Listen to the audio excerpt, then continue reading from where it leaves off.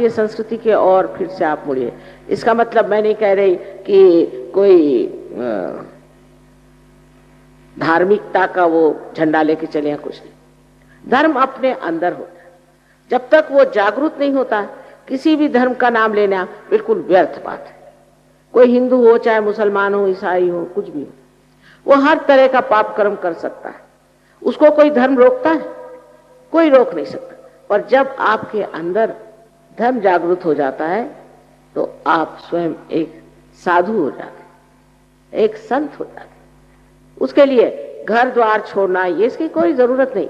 ये सब अंदर की महिमा है।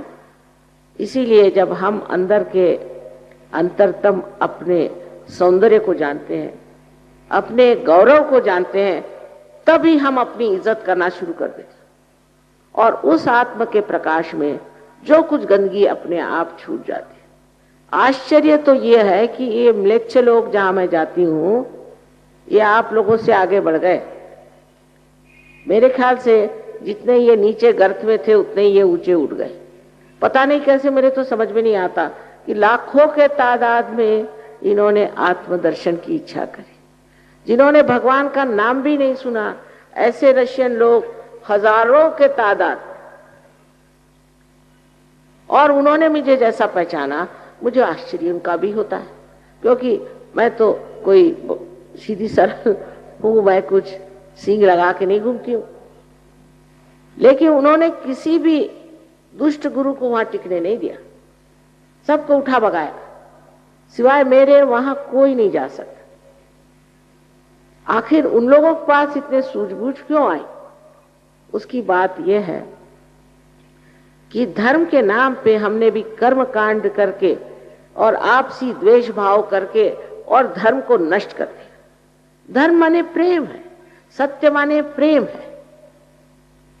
जिससे आपको प्रेम होता है, आपके बच्चे हैं, पत्नी है, पति है, जो भी हो, माँ है, उसकी सारी बातें आप जानते हैं ना, उसका सारा ज्ञान आपको हो जाता है।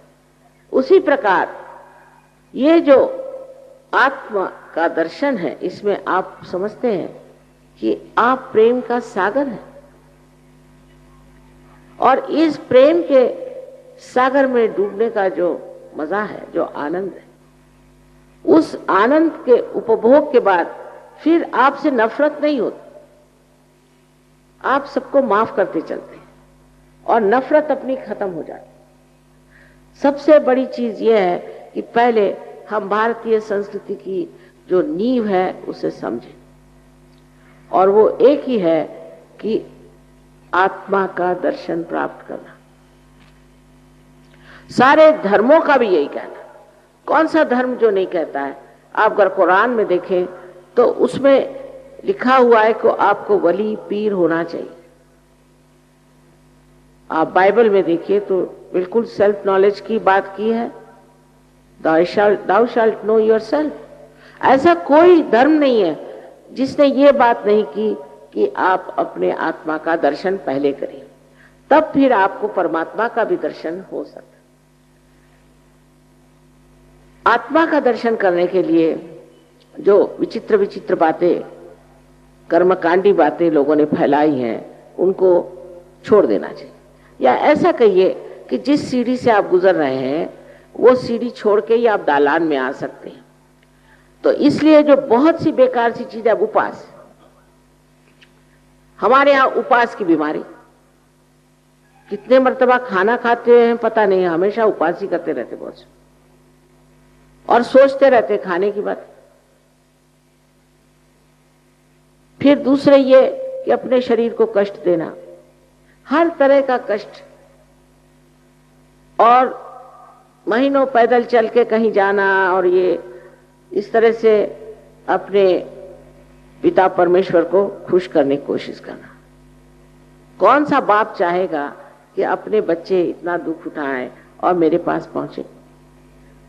ऐसा कोई बाप आपने हिंदुस्तान में तो देखा नहीं होगा, विलायत की नहीं बात मैं कहती, पर हिंदुस्तान में ऐसा तो कोई बाप नहीं होगा जो चाहेगा कि मेरा बच्चा जो है हर तरह की आफतें उठाए और फिर मैं उससे मिलूंगा।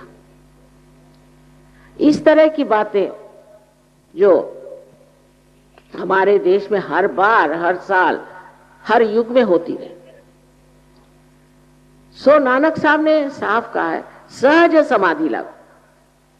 समाधि जो है सहज में मिलती है, सर के बल खड़े होने से, उपवास करने से, दुनिया भर के कर्मकांड करने से नहीं, पर सहज में आपको समाधि लगती है। यही बात है। और सहज का मतलब है आपके साथ पैदा हुआ।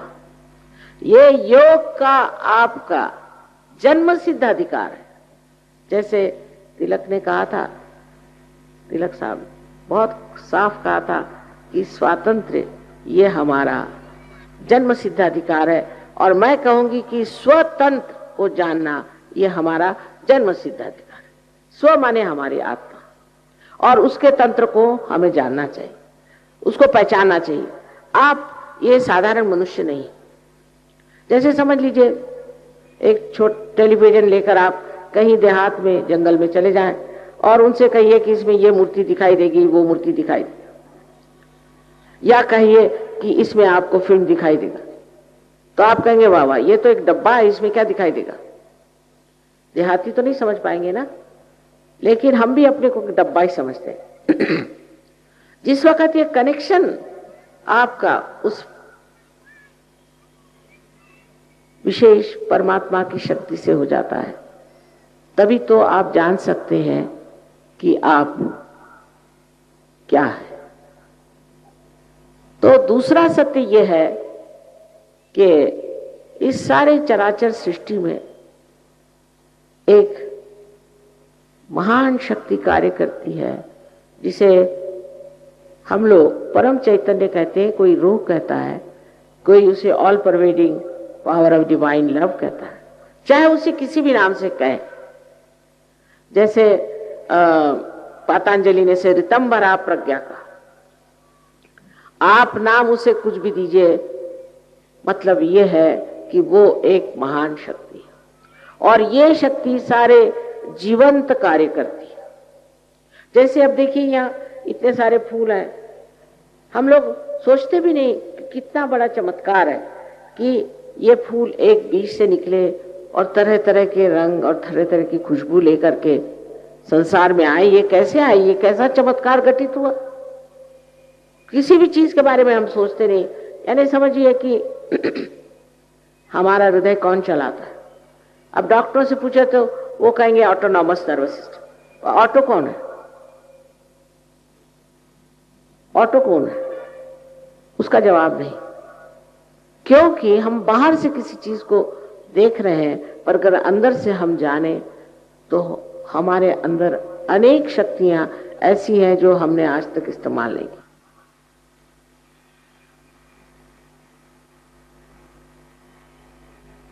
अब आत्म साक्षात्कार में क्या होता है ये बता देना जरूरी है। हालांकि एक लेक्चर में सारी बात नहीं बता जा सकती। सबसे पहले आपके अंदर एक शक्ति है जिसे कहते हैं कुंडलिनी शक्ति। इसको कुंडलिनी इसलिए कहते हैं क्योंकि इसमें छोटे छोटे, जिसे हम लोग कुंडल कहते हैं, सर्कुलर, वैसे 3.5 सर्कुलर कुंडलों से बनी हुई ये शक्ति, और इसको स्त्री का रूप हम मानते हैं।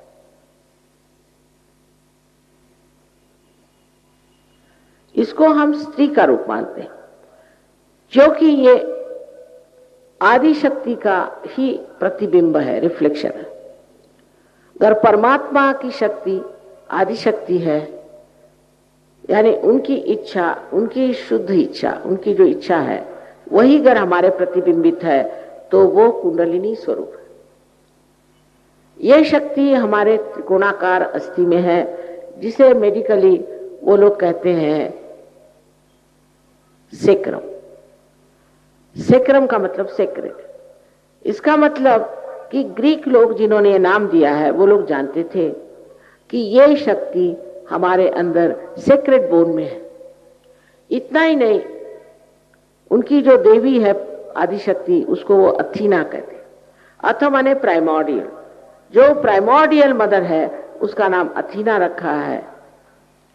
इतनी चीजें उनसे मिलती हैं। अगर आप कभी जाएं ग्रीस तो देखिएगा कि आपको आश्चर्य होगा कि हमारे शास्त्रों में ग्रीस के बारे में कितना कुछ लिखा गया। लेकिन ये सब होते हुए भी इसका ज्ञान आधा अधूरा ही लोगों में था, क्योंकि जो पाते थे वो प्यार के और आनंद के सागर में खो जाते थे। और लोग भी उस जमाने में ऐसे थे, इतने लोग कहां जो कि सत्य के खोज में आए।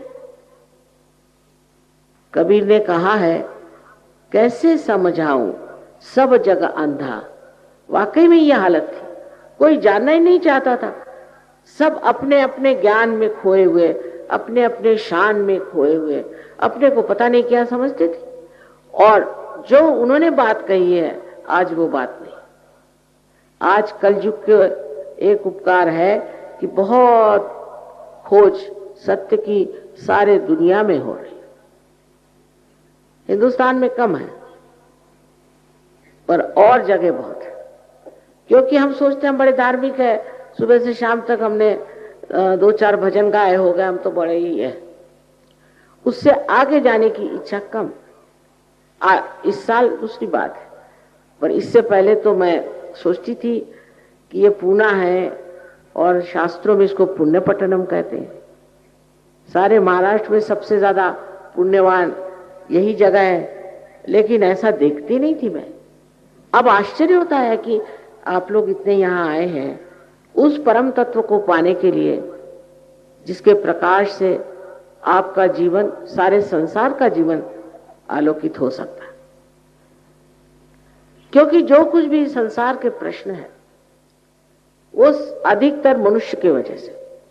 हाँ, अभी किसी ने कहा कि तो फिर लातूर में भूकंप क्यों हुआ? यहां पर 3 साल मैंने भाषणों में कहा कि आपके यहां जरूर भूकंप होगा।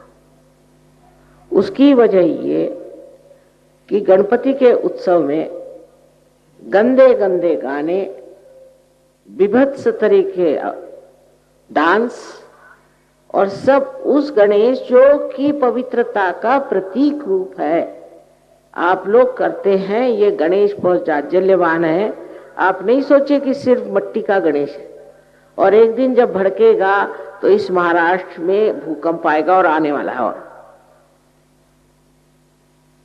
यहाँ 4 गणेश वर्तमान है, वो स्वयंभू है। स्वयंभू माने वाकई पृथ्वी से आए हो, और आप उनमें जाके जब आत्म साक्षात्कार पे देखिएगा तो सब में से चैतन्य बैठा। और वहां पर हमारे लोग गणपति की ऐसी विभत्स विटंबना करें सो गणपति नहीं सहन कर सकेंगे, वो बहुत जाज्वल्यवान है।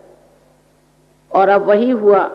एक लातूर ही ऐसा हमारा सेंटर था जहां मैं नहीं गई, और वहां पर ये बड़ा भारी भूकंप हुआ। बहुत दुख की बात है, क्योंकि चतुर्दशी के दिन के बाद गणपति विसर्जित करके सब लोग आए और शराब पी के नंग धुड़ंग होके नाच लगे और सब गड़प होगा। और दूसरी आश्चर्य की बात है, आप पता करें कि एक भी सहयोगी के घर में जरा सी भी कोई ऐसी लकीर भी नहीं आई, और एक भी सहयोगी मरा नहीं। अब आप कहेंगे कि मां ये कैसे? आप जाके पता करें।